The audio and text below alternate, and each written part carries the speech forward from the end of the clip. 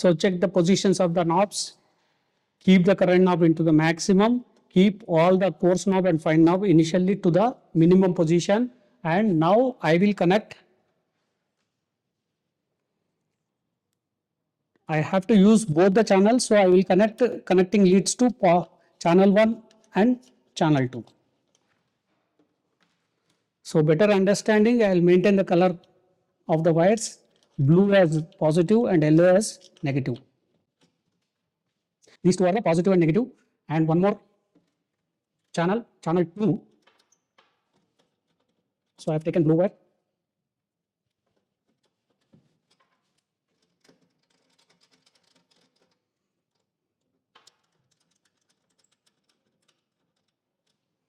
Positive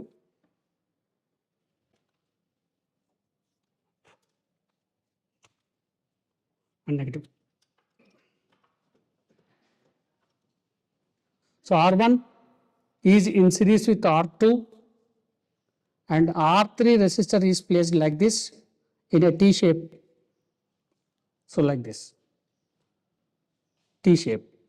Now the first end is supplied with channel 1 voltage. For channel 1 positive is placed to R1 in the same vertical line, as I already explained you the connections of breadboard. So negatives all are taken into the horizontal line. We will make use of horizontal lines here for negatives. So channel 1 negative and channel 2 negative is carried out in the horizontal line. In horizontally there is a horizontal connectivity for that section. So you have to carry out in the same horizontal line. So I will show you circuit after connections. So channel 2 positive is connected to this R2 end. See, channel 1 positive is connected to R1. Channel 2 positive is connected to R2. All negatives are taken in the same horizontal line. So I have to calculate the current in this particular branch. So here I want to calculate the current flowing through this middle resistor. Superposition theorem is explained as in any linear bilateral network consisting of more number of sources or more number of elements, the current taken at any particular branch is equals to the individual currents calculated when one side of the circuit is connected with voltage source, other side is short circuited. So in both the cases we will receive I2 and I1. It should equals to total current when both supplies are connected to in the circuit. So for that, to calculate the current at this particular junction, I will place ammeter connected to R3. So ammeter is positive is connected to R3 end and negative is connected in the ground to read how much voltage, how much current is consumed by this resistor. Now I will switch on the source. I will set some voltage in the source by keeping current knob as maximum. I will keep 5 volts in the channel 1.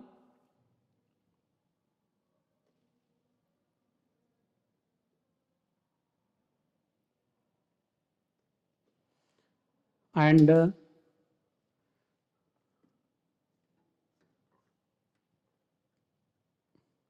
10 volts in the channel 2.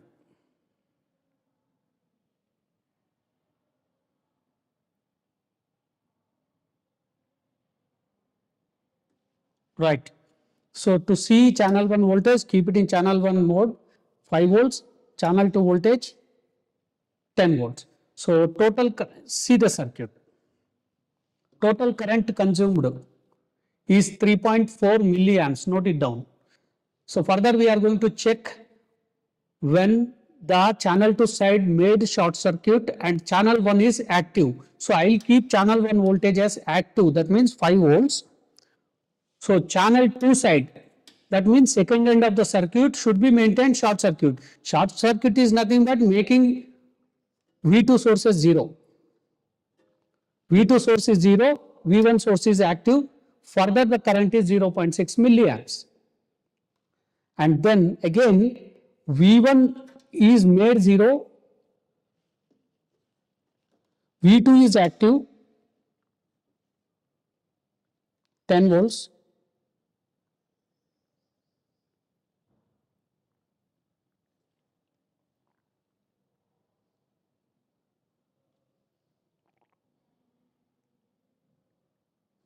Now, V1 is 0, that means short circuit at V1 side, V2 is active 10 volts, and the current read by ammeter is 2.7 milliamps.